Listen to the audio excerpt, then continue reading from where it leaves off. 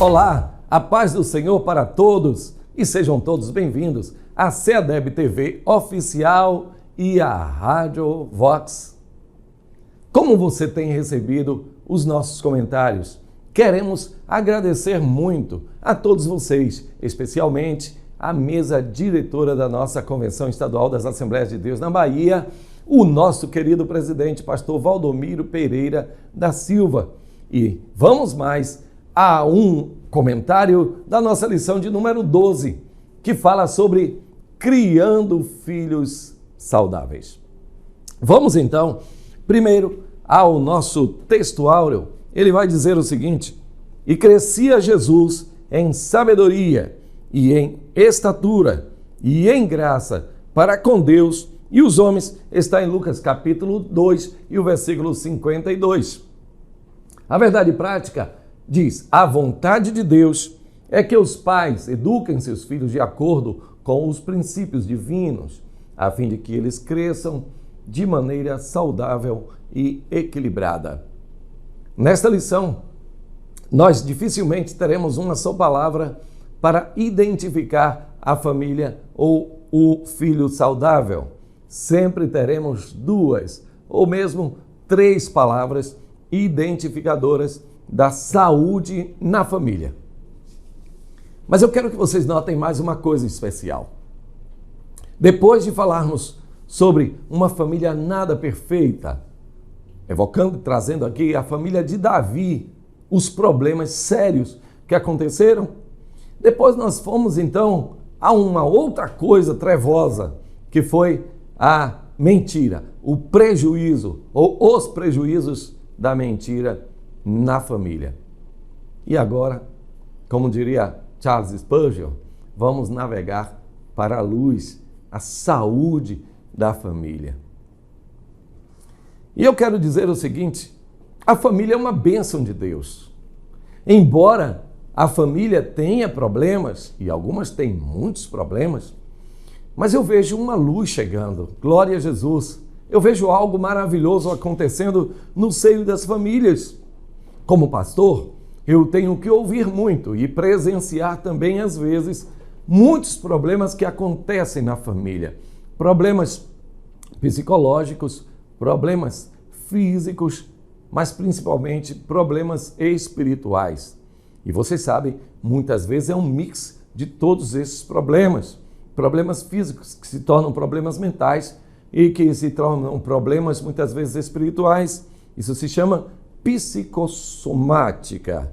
As coisas vão se juntando, uma interferindo na outra, e de repente já nem se sabe ao certo o que foi que originou o quê. Mas através da palavra de Deus, tenho certeza de que o Espírito Santo de Deus vai falar com cada um de vocês e que ao final desta lição você vai perceber que os filhos são bênção de Deus e os pais também são bênçãos de Deus. Até mesmo os cunhados, as sogras, são bênçãos de Deus também. Portanto, uma família, seja o núcleo duro, né, pai, filho, mãe, mas também o núcleo extenso, cunhado, sogra, sobrinho, tia, é todo uma bênção de Deus para nós. Vamos lá então. Quero agradecer muito ao querido Adonias, conhecido como Pancada. Deus abençoe a Prime, Deus faça prosperar a cada dia. E quero dizer que vem aí mais uma AGO, Assembleia Geral Ordinária, e AGE, Assembleia Geral Extraordinária da nossa Convenção CEADEB. E desde já pedimos oração para que o Senhor possa nos trazer ensinamentos e uma palavra poderosa, transformadora para as nossas vidas. Vai acontecer aqui em Salvador, na Bahia, neste prédio maravilhoso que o Senhor nos deu a oportunidade de vivermos. Que Deus continue abençoando os diretores e também os pastores e suas famílias da nossa Convenção Estadual das Assembleias de Deus na Bahia. Vamos então à nossa leitura bíblica em classe. Está em Lucas no capítulo 2, versículo 40 e também os versículos 42 até os 52. E como é nosso costume, nós vamos ler sim. Eu preciso dizer a vocês e talvez não precisasse, mas é uma obrigação minha, dizer a vocês o seguinte, que ler é uma parte importante das coisas de Deus. Mas ouvir também é muito importante. Mas quando você vê, você lê e você fala, então aí a sua capacidade de percepção, ela aumenta muito. Eu não sei se você já percebeu, mas textos bíblicos que você já leu, mas quando você ouve alguém falar para você, o Espírito Santo começa a te revelar coisas novas. E você diz, mas como eu nunca pensei nisso? É claro que é a revelação, a iluminação do Espírito Santo na palavra de Deus. Mas o que acontece muitas vezes é que aquela palavra, ela foi verbalizada, ela foi expressada. No capítulo 1, versículo 1 de Gênesis, no capítulo 1, versículo 1 de João, está escrito, o verbo se fez carne, ele se manifestou, ele foi falado, ele se transformou em algo palpável. Que coisa importante. Então, por isso, nós temos por costume de lermos. Ah, mas gasta 5 minutos. Poderia ter gasto 10, mas é necessário que a gente leia. Vamos então à leitura da palavra de Deus. E o menino crescia e se fortalecia em espírito e cheio de sabedoria. E a graça de Deus estava sobre ele. E tendo ele já 12 anos, subiram a Jerusalém, segundo o costume do dia da festa. E regressando eles, terminados aqueles dias, ficou o menino Jesus em Jerusalém, e não souberam seus pais. Pensando, porém, ele que viria de companhia pelo caminho, andaram o caminho de um dia e procuraram-no entre os parentes e conhecidos. E como não encontrassem, voltaram a Jerusalém em busca dele. E aconteceu que, passados 3 dias, o acharam no templo, assentado no meio dos doutores, ouvindo-os e interrogando-os.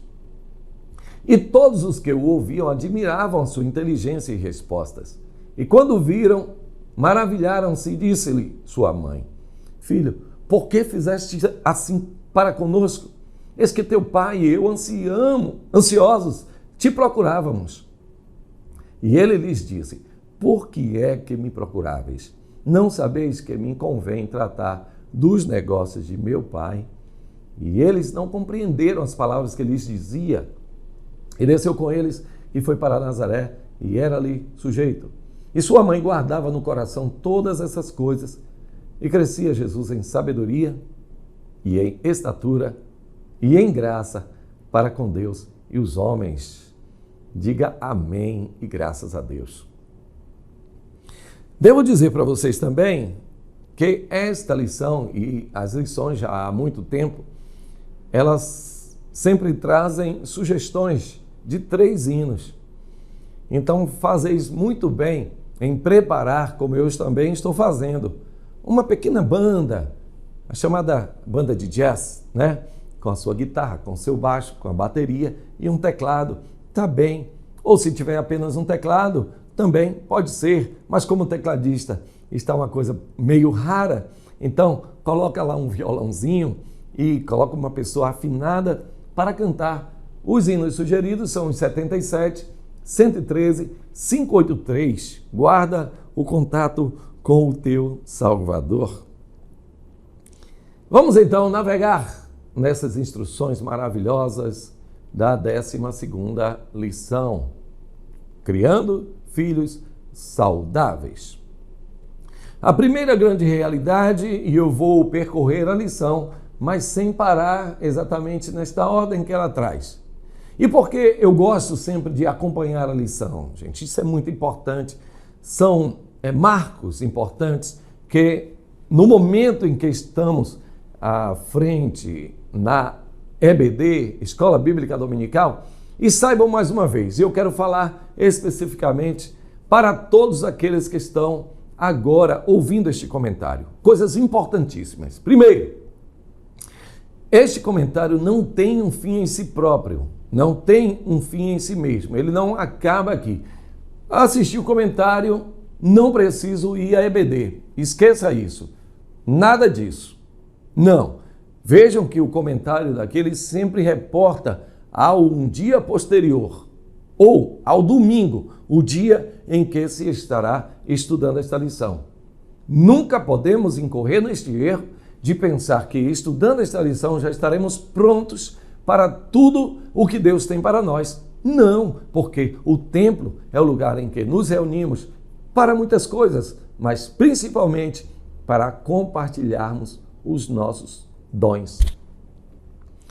Eu fui fazer o noivado, meu caro Adonias, esta semana, e uma das pessoas que não é evangélico, e essa denominação de evangélico para mim é uma denominação um pouco, não estranha, mas às vezes inadequada. Mas eu sempre uso crente. Ah, mas até o diabo crê. O diabo não é crente igual a mim. A minha crença é diferente. Ser crente é ser crente em Jesus Cristo. E todo o arcabouço que traz esta fé em Jesus Cristo, a paixão, a fidelidade, a presença aos cultos, os hinos espirituais, os dons espirituais, tudo isso faz parte do ser crente. Entenda isso. Então ele não era evangélico. Ele começou a falar sobre a relatividade de ir à igreja ou não. Tem muita gente que diz que é crente, mas eu sou melhor do que ele. Tem muita gente que diz que tem que estar na igreja. A igreja é apenas uma construção, é apenas um galpão. E eu deixei ele se espalhar. E depois eu lhe disse, olha, embora a igreja, o templo, seja apenas uma construção, um galpão, ali é apenas a parte física do templo. Mas quando nós vamos à casa de Deus, nós vamos para buscar o Senhor juntamente com os irmãos. Nós vamos também, principalmente, foi esse ponto que me levou o Espírito Santo a falar com aquele homem. Vamos para compartilhar os nossos dons. Então você que se considera otimista, você que pensa estar bem, a sua família está estável, todos com saúde, mas saiba que há alguém que vai ao templo cuja família está paupérrima, ou tem alguém muito doente no seio familiar, ou alguém que perdeu um ente querido, ou mesmo alguém que saiu de uma situação tétrica, difícil, e vai ali para agradecer. Então, ele precisa de uma palavra firme de Deus para o coração, ele precisa de uma força, de um auxílio do alto. Aquela pessoa me fitou, talvez como aquele homem na porta do templo, ficou olhando fixamente para mim e disse, eu não tinha pensado dessa forma. Glória a Deus, glória a Deus. E eu fiquei feliz, porque o Espírito Santo me instrumentalizou para fornecer àquele homem exatamente aquilo que ele precisava para transformar a sua vida. E é isso que eu quero trazer para vocês aqui agora. Para quem é este comentário? O professor que está se preparando, e eu quero agradecer muito ao feedback, viu, meu caro Adonias, de um professor que disse, olha, eu tenho observado as suas aulas e eu tenho gostado porque ela segue a lição. Então eu tenho a lição, eu sei daquilo que você está comentando e sei como relacionar no dia de domingo. Então para mim isso é ótimo. Um outro professor disse, eu gosto da concisão. Você não demora 1h30 falando sobre a lição, mas é exatamente aquilo que precisamos para dar uma ótima aula. Também quero agradecer a Pro Ivonete, a Ivonete Santos, ela, quase eu esqueço o S, a Ivonete Santos, ela também acompanha o comentário da lição. Ao querido Isaac, olha, mas eu quero, meu Deus, é muita gente, muitas pessoas que têm acompanhado estes comentários. Mas eu quero destacar aqui uma pessoa. Eu voltava de uma cidade onde fui proferir uma palestra para famílias e então, ao retornar, entrei na baia errada do pedágio. E aquela pessoa me disse, nessa não. E eu saí, fui para a outra baia, dei uma pequena ré e quando abri a janela do carro, ele disse, o senhor é aquele que faz o comentário da lição da escola bíblica? Eu disse, sou eu mesmo. Ele disse, rapaz, eu ouço, eu observo, eu acompanho. Eu disse, vou mandar um alô para você. Qual é o seu nome? E ele disse o nome. Na hora, eu sabia, Deus sabia e o irmão sabia. Mas agora que eu estou de frente de vocês, só ele e Deus é que sabe. Mas, meu amado irmão, que Deus te abençoe. Continue a compartilhar este link para muita gente e abençoe com isto a muitas pessoas. Vamos prosseguir então aqui com a nossa lição. Primeira coisa é que a família de Jesus era uma família normal. Adonias riu. É uma família normal. É uma família que trazia em seu bojo o Filho eterno de Deus, transformado em pessoa, transformado em gente. Isso vai dar um recorte. Transformado em pessoa. Vocês sabem que por orientação divina foi que Maria teve aquele neném. E por orientação divina, José, o seu marido, não a abandonou. Foi por orientação divina também que eles levaram o menino para o Egito. E por orientação divina que eles retornaram por já ter Herodes o Grande falecido. Então, tudo levava a crer, observem bem, que aquele menino seria tratado de uma maneira diferenciada. Era o normal. Não, esse menino aqui, meu filho, é esse daqui, não toque nele não, ele é o Filho de Deus. Olha lá, não vai brincar com ele aí dessas coisas não, que ele aqui é o Filho de Deus.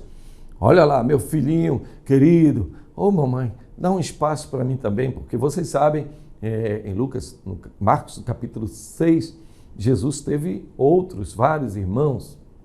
Jesus sendo o filho primogênito, mas Maria teve outros filhos também. Mas ela poderia fazer um domo, uma redoma. Ninguém vê, ninguém toca. Ô Maria, estou precisando aí de alguém para me ajudar aqui na carpintaria. Vá, contrate alguém, leva Tiago, leva um outro aí, leva uma menina. Esse daqui não. Não. Jesus, está escrito no mesmo livro de Marcos, no capítulo 6, no versículo 3, as pessoas disseram, não é este o filho de José e de Maria? Não é este o carpinteiro? Então Jesus, ele trabalhou na carpintaria do seu pai, vindo a se tornar um carpinteiro conhecido. E dos 12 até os 30 anos, momento em que iniciou o seu ministério, Jesus viveu numa família normal. Vejam bem, Jesus, ele foi perseguido, primeiro por Herodes, né? Segundo pelas intempéries do próprio tempo, da natureza, porque quando ele chegou a Belém, havia muito frio lá, e ele teve que ser colocado num local onde não havia o ambiente propício para o nascedouro de uma criança. Ele foi colocado num coxo. Então, aí a natureza, né? A natureza o recebeu, mas não da maneira mais adequada. Isso também nos traz uma grande lição.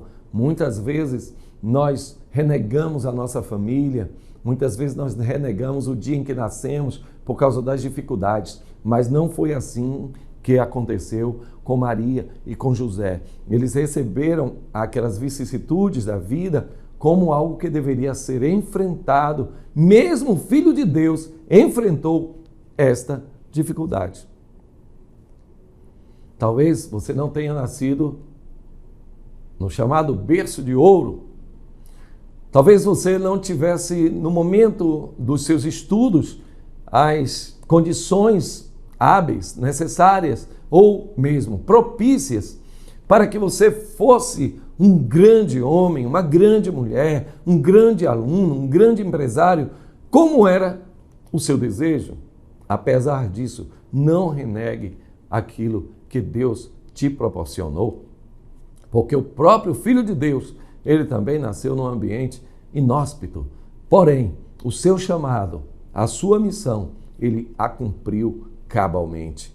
Ele levou como se fosse mais uma coisa a ser enfrentada, e enfrentou com denodo, enfrentou com gana, enfrentou com alegria, sabendo que Deus o havia chamado para cumprir esta tarefa. Jamais esqueça do trabalho dos seus pais, jamais esqueça do ambiente dos seus irmãos, jamais renegue o dia do seu nascimento, mas ame cada fase que o Senhor lhe permitiu passar, porque o Senhor Jesus é o nosso modelo e exemplo. Amém. Então, Jesus Cristo, ele cresce. Até os 12 anos, nós vemos alguns flashes da vida do nosso Senhor. E por que flashes? Porque só sabemos porque o próprio Senhor Jesus diz, ou porque a própria história judaica diz, porque nenhum dos seus apóstolos ou mesmo discípulos haviam vivido com o Senhor desde a tenra infância. Embora Tiago fosse um dos seus irmãos, eu não tenho certeza se quanto tempo de diferença havia entre o nosso Senhor e Tiago, né? Não posso dizer com toda certeza. E daí você pode perceber uma coisa interessante. Tiago, ele era irmão, mas ele não era o apóstolo de Jesus. O Tiago, que foi apóstolo de Jesus, era o irmão de João. O Pedro, André, Tiago e João eram as duas duplas de pescadores ali na Galileia. Jesus teve uma infância até os 12 anos. Você o vê ali naquele episódio em que os pais de Jesus subiram para a festa e no retorno eles esqueceram de Jesus. Haviam 3 festas que era necessário que os judeus eles subissem até Jerusalém. Judeus de toda a terra de Jerusalém. A festa da Páscoa, a festa do Pentecostes e a festa dos tabernáculos. Numa destas festas, o Senhor ficou lá. Ele tinha apenas 12 anos. E os seus pais, eles retornaram à sua terra. Quando chegam em uma parte do caminho, eles percebem que o principal da festa não tinha vindo com eles. Quantas vezes nós somos vidrados, somos levados pela vida, pela embriaguez dessas idas e vindas, e nós muitas vezes esquecemos do principal, da pedra de esquina, que é o nosso Senhor Jesus. Eu sei, gente, que esta é uma palavra simples, até inocente de dizer, mas que precisa ser dito. Olha, todas as vezes que alguma coisa está fora do lugar, tudo fica fora porque está fora do centro da vontade de Deus. Quem sabe você trabalha para o Senhor, mas está desgastado. Quem sabe você está fazendo a obra do Senhor, mas se sente quase depressivo, nada funciona a contento, embora você veja as obras do Senhor, tudo está fazendo prosperar, mas dentro de si parece que há uma tristeza excessiva.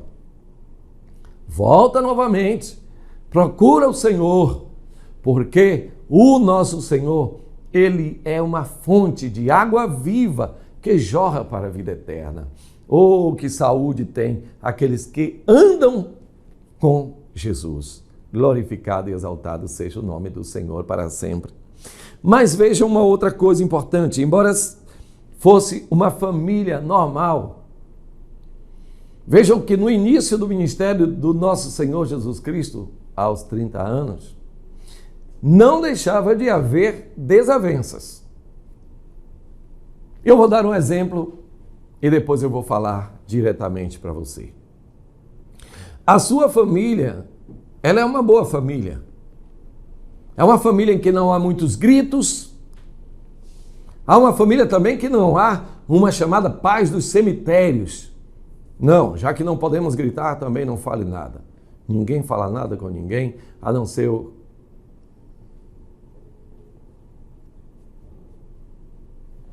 Parece que está na língua de Libras, né? A linguagem brasileira de sinais.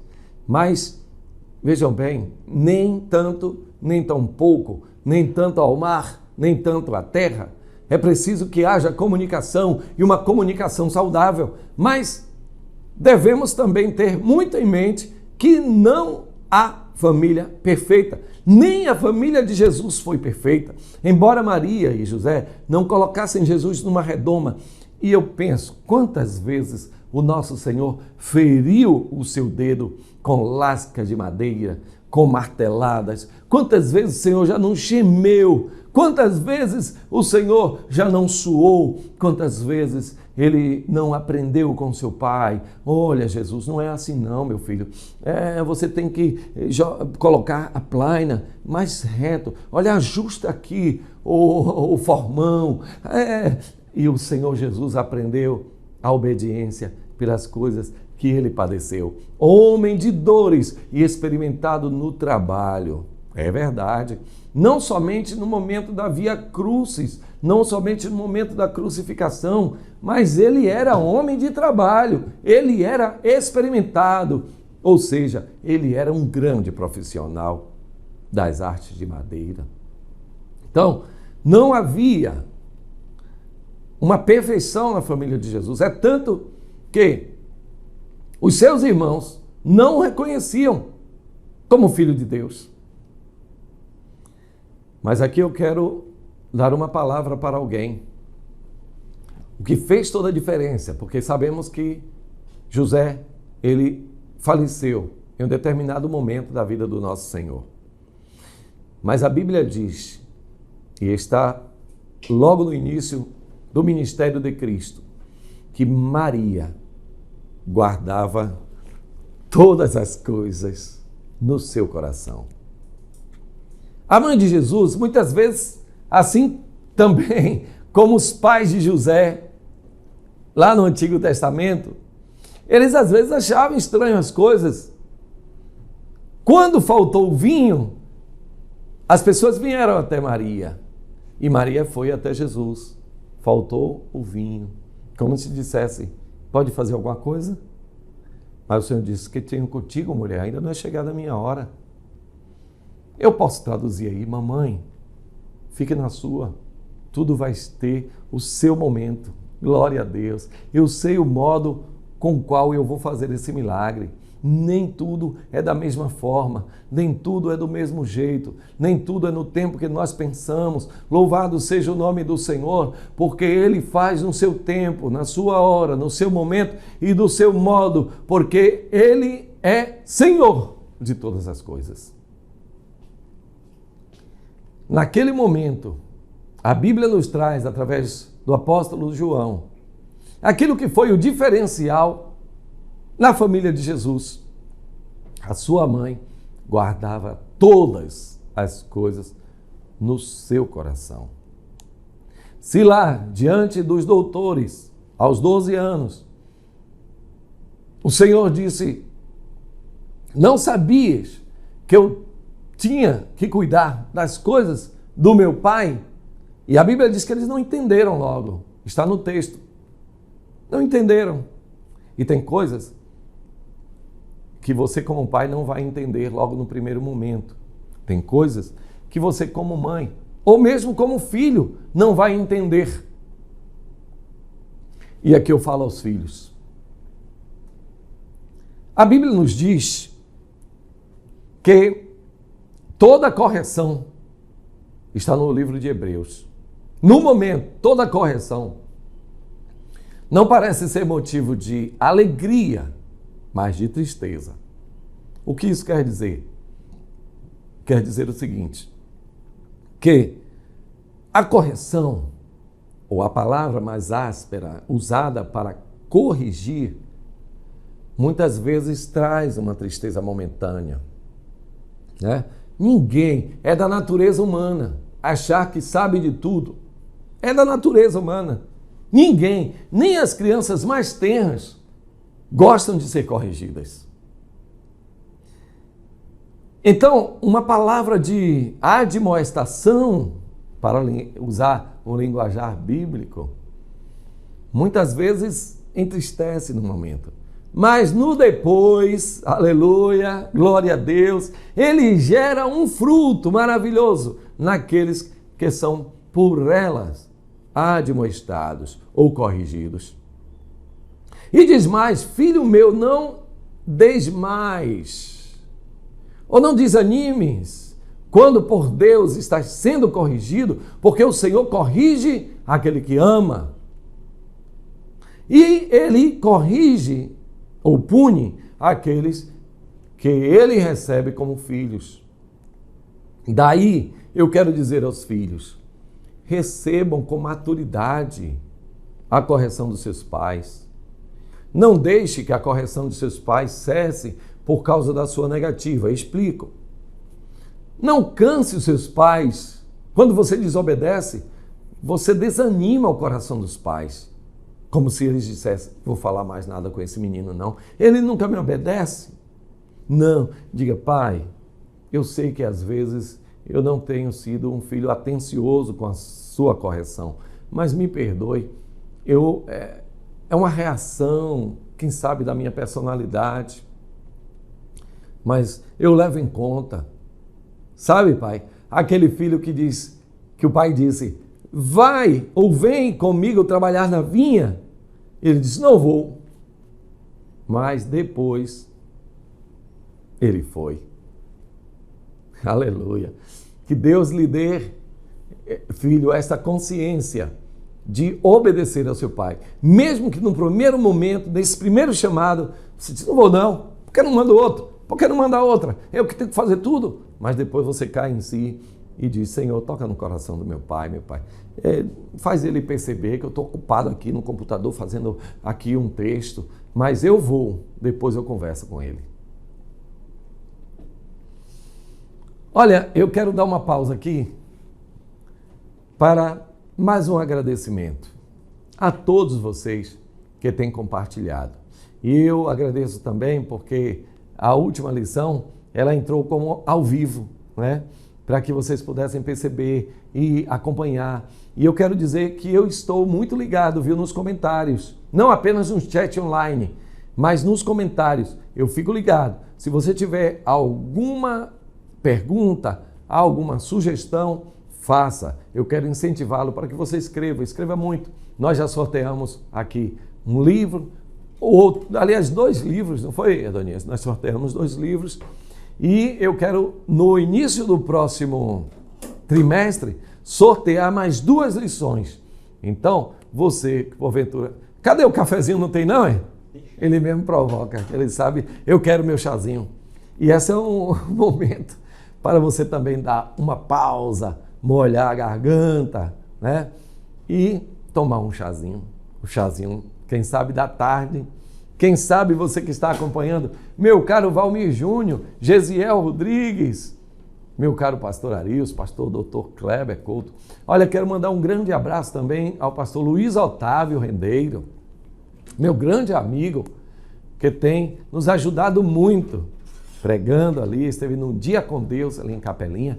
Que maravilha, Deus abençoe ao meu querido pastor Luiz Otávio. E ao querido pastor Joel Leal. Assim, aniversário do Dr. Kleber Couto, escola dominical também, é momento de socializar. Eu vou falar sobre isso, aliás, é a próxima lição que vai falar sobre socialização, mas eu vou antecipar um pouquinho isso.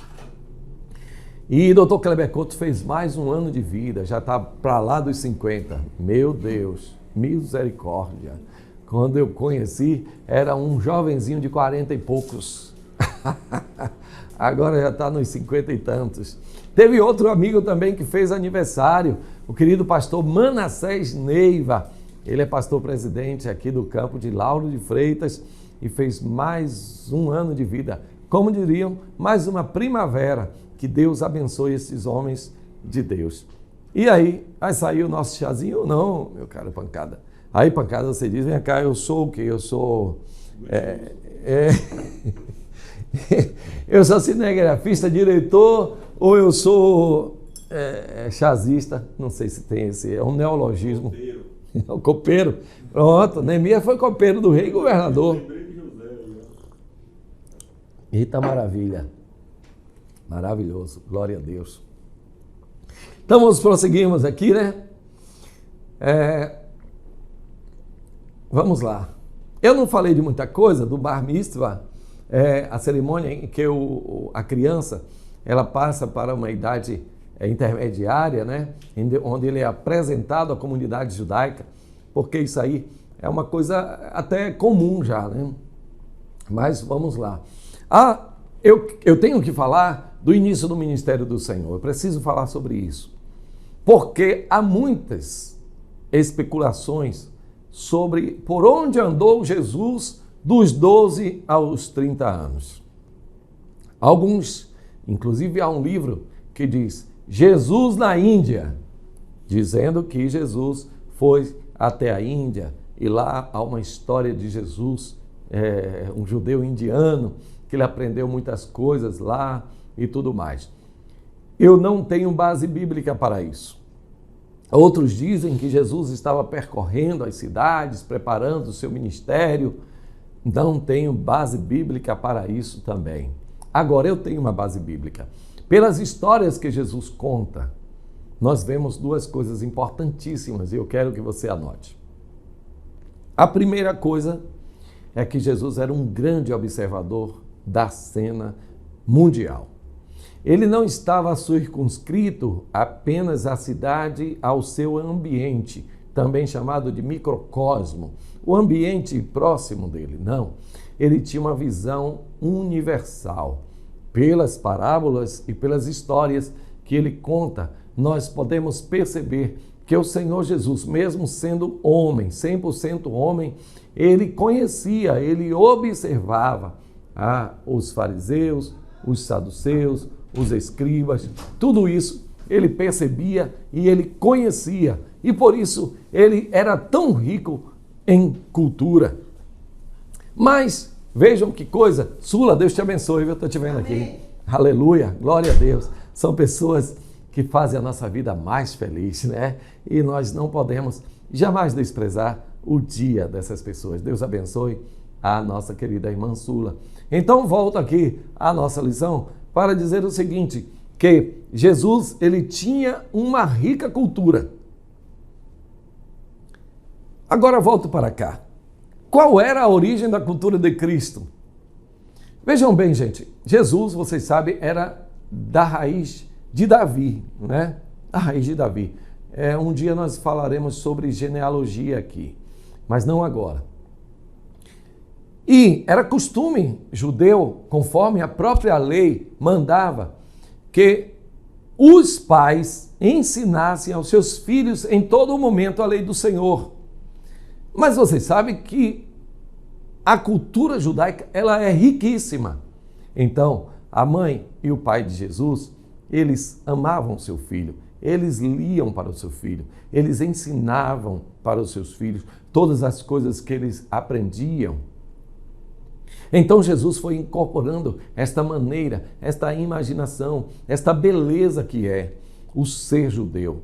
E por isso nós vemos muitas vezes a forma como o Senhor ele tratava as coisas. Porque vejam bem, Jesus sendo filho de Deus, ele poderia chegar aqui, colocar um banquinho na praça e começar a pregar.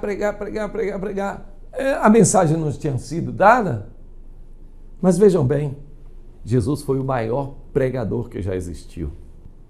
E esta forma ele foi aprendendo com seus pais, com a sua vida. Vejam que Jesus, ao invés de estar sempre se exaltando nas praças, não, ele tinha uma variedade de recursos, tanto de oratória como de espiritualidade, para atrair e manter a atenção das pessoas. Ao invés de, sendo confrontado com aquele cego, ele logo ia, cala cego, não, ele deixou que o cego clamasse, até o momento que todos estavam prestando atenção, então ele para atender e para dar a vista ao cego. Que recurso maravilhoso para atrair a atenção das pessoas. E depois que atraiu a atenção das pessoas, então ele colocava no terreno nu, naquela terra nua, preparada, com toda a atenção dispensada, para falar a palavra de Deus. Jesus, o maior pregador que já existiu. Então, agora falo sobre a partir dos 30 anos. A partir dos 30 anos, Jesus, então começa o seu ministério, mas não de qualquer forma. Ele vai até o Rio Jordão, o lugar onde seu primo, João Batista, está pregando, ensinando e batizando. E ele vai até João, ele vai pela porta, porque aquele que não entra pela porta é ladrão e salteador. João não entende, e não vou contar totalmente a história, mas ele disse, deixa por agora, para que se cumpra toda a justiça. Se infere que é a justiça de Deus. Então, ele deu ali uma importância cabal ao batismo por imersão.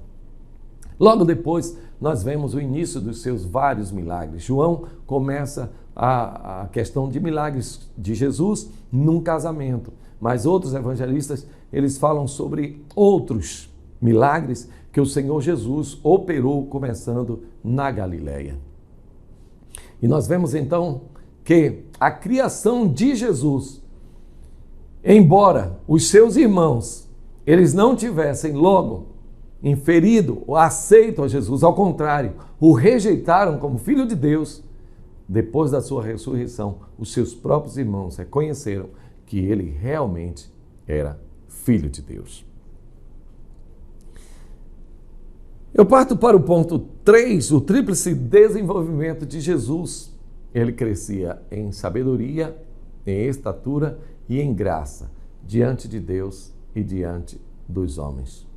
Eu já disse a vocês que aqui, pouquíssimas vezes, nós vamos falar de apenas um tipo de crescimento. E quase sempre vamos falar de 3 tipos de crescimento. Crescimento psicológico, crescimento físico e crescimento espiritual. Muitos pais têm dado aos seus filhos um crescimento físico e até têm colocado muito da prioridade no crescimento intelectual. E muitas vezes têm deixado o crescimento espiritual, às vezes para a pró da escola bíblica dominical, às vezes para o pastor. E eu quero dizer aqui enfaticamente o que você já sabe. Isto é um grave erro. A referência na casa e para toda a vida são os pais. São eles quem têm que investir, não vou dizer gastar, mas investir o tempo para cuidar dessa tríplice obrigação para com seus filhos. Eles devem se preocupar com o crescimento físico e lá em casa tinha não era uma fita não, era na entrada da porta, quando eu nasci logo eu vi a marcação. Claro que não foi no berço, quando eu me conheci como gente, então eu vi uma marcação e eu procurei encostar e eu vi que era maior do que eu, era da minha irmã e do meu irmão. Mas os meus pais, eles tinham por costume sempre nos medir para que a gente notasse que nós estávamos crescendo. Que coisa mínima, mas importante. Tinha lá também, Adonice? Sua casa? Não tinha mais não, né? Você já é da nova geração. Mas lá tinha. Lá havia, melhor para não criar um cacófano, né? Então, lá havia em minha casa uma marcação. Como o hino diz, conta as bênçãos, contas quantas são, recebidas da divina mão, contas uma a uma, contas de uma vez, vais te ver surpreso quanto Deus te fez. Então essa marcação significava um crescimento paulatino, lento da nossa estatura física. Mas a minha mãe e o meu pai também tinham uma preocupação muito grande com o nosso crescimento intelectual. Você tem se preocupado com o crescimento físico do seu filho? Sim. Quando você vê que estacionou no crescimento, tem alguma coisa estranha. Ou então, cresceu demais. Ixi, está espichando. Leva para ver o neuro. Leva para ver o pediatra. O que está acontecendo com o meu filho, não é verdade? Desde aqueles primórdios já havia. Primórdios que eu quero dizer porque eu já tenho uma certa idade. Ah, pastor, o senhor está se achando velho? Graças a Deus que eu não morri novo. Graças a Deus que eu estou aqui. E até a volta de Cristo eu desejo perdurar. Ah, mas se morrer antes, não tem problema, eu encontro com Jesus antes. Para mim, a vida com Cristo é maravilhosa e o morrer é ganho. Ah, glória a Deus, aleluia. Mas vejam bem, nos preocupamos muito com o crescimento físico. Quem aqui não tomou biotônico Fontoura, né? E agora eu soube que o biotônico Fontoura não melhorava em nada. Eu acho que abrir era o meu apetite mais ainda, viu? Porque depois do biotônico Fontoura, do Sadol, e tinha um outro que era branquinho, Emulsão Scott, misericórdia. Todo mundo só fala do Mertiolate, pastor Edivaldo Filho, Mertiolate, ele fala assim, Mertiolate. Doía, mas na hora de tomar o Emulsão Scott, misericórdia, um negócio sem pé nem cabeça. Ô, minha mãe, obrigado pelo Emulsão Scott, mas eu não gostava não. Depois que inventaram o Emulsão Scott de tutti-frutti, eita glória. Mas era uma preocupação com o físico, com o bem-estar físico. Mas os meus pais também se preocupavam com o bem-estar mental, com o crescimento intelectual nosso. Então meu pai comprava, algumas vezes até sem poder, livros de inglês. How are you? I'm fine, thank you. E a gente ia aprendendo. Tinha um CD na época, que nem tinha CD ainda, né? Mas já tinha um CD. Então, ele se preocupava com o crescimento intelectual. Como foi lá na aula? Me ensine aqui, me diga aqui o que foi que deu lá na aula, o que foi que teve lá na escola bíblica dominical, qual foi o aprendiz, o nome era isso, o aprendiz, né? Qual foi o textual, qual foi o título da lição. E aqui eu quero enaltecer também o querido pastor Antônio Neres Maciel, o meu tutor. Foi lá que eu ganhei o meu primeiro disco de Luiz de Carvalho, foi lá que eu ganhei o meu primeiro livro, A Morte do Dólar, de William Cantillon. Por muito tempo eu li esse livro, eita maravilha, e foi um sorteio, isso em 1976, 77. Nunca me esqueci das grandes lições da Escola Bíblica Dominical. Muito obrigado. E o filho dele, que é o pastor Daniel Miranda, também acompanha, né? Deus abençoe. Então, gente, crescimento intelectual é muito importante também. Mas você tem se preocupado também com o crescimento espiritual do seu filho? Se você alimenta ele todos os dias, de manhã, à tarde e à noite, se você pede que ele leia muito, e vou falar daqui a pouco para finalizar da importância da bênção e a importância da leitura. Mas é preciso também se preocupar com o crescimento e a alimentação espiritual do seu filho. Tem muitos pais que não estão mais cantando em casa. As cantorias da minha mãe, elas me embeveciam. As cantorias das minhas irmãs, elas enchiam os meus ouvidos e o meu coração. E tem mais uma coisa, cantar em casa, ela ajuda a tornar o clima da casa abençoado. E pensem que na minha casa tinha 10 pessoas, 8 filhos e os pais. Se não houvesse cantoria, misericórdia, misericórdia, porque 8 meninos, mesmo sendo crente, meu Deus do céu, eram 8 vasos sendo levados, um arranhava o outro arranhava um. Mas graças a Deus, todos estão na casa de Deus, exceto uma que já faleceu. Mas graças a Deus pela minha família e pela sua família também. Preocupe-se muito com o crescimento espiritual. Desde os 6 anos de idade, o meu pai ajoelhava para orar e ele, ajoelhado, lia a palavra de Deus. Foi aí que eu comecei a ler o livro de Provérbios, que é um livro que ele gostava muito. Isso me ajudou muito. Até o momento em que entrei na faculdade, eu sabia muitas palavras, muito vocabulário através da palavra de Deus. Vamos então, gente, ao final deste comentário, para falar sobre 2 coisas importantes. A bênção dos pais. Você se lembra que há muito tempo você tinha que sair de casa, então, a bênção meu pai, a bênção minha mãe, Deus te abençoe, meu filho. E se tivesse vó, a bênção vó, Deus te abençoe. Se tivesse tia, abençoe minha tia, Deus te abençoe, meu filho. E eu tinha assim de tia. Meu Deus, era muita bênção. E às vezes eu caía numa besteira de dizer, bênção a todo mundo. Epa, vem cá, que negócio é esse? É em massa? É? Não, venha pedir a bênção. Eu tinha que começar todo o processo novamente. Mas aquilo me abençoou.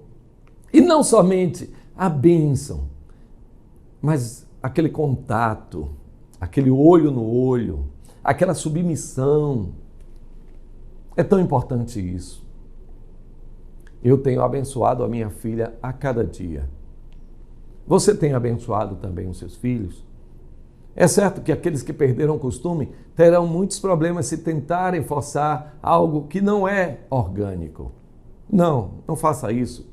Mas pouco a pouco, vá colocando na vida da sua família novamente a consciência dessa importância da bênção.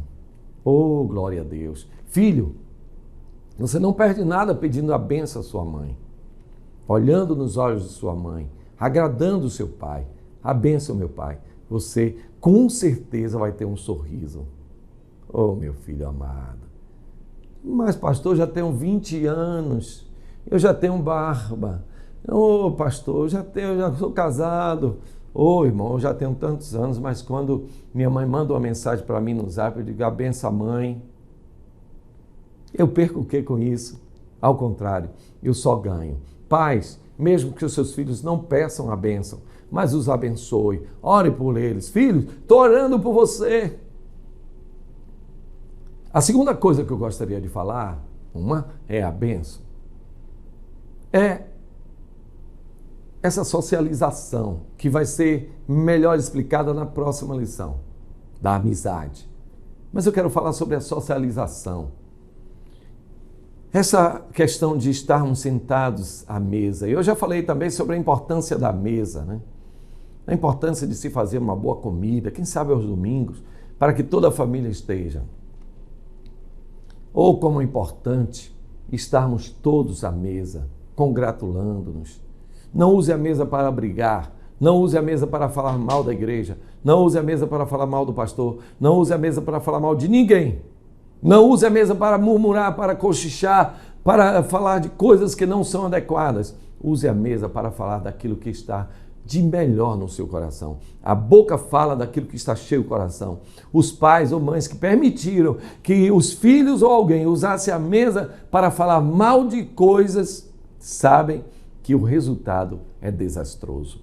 Mas eu tenho certeza, irmãos, que a mesa de Maria, a mesa de José, era usada para falar de Deus e das coisas espirituais.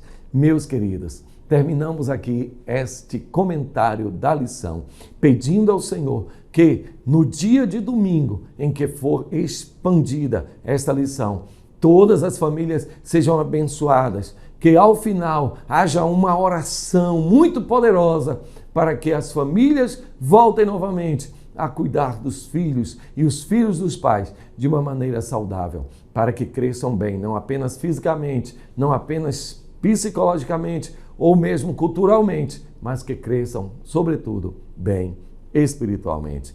Que Deus abençoe a todos, em nome de Jesus, e até a próxima lição.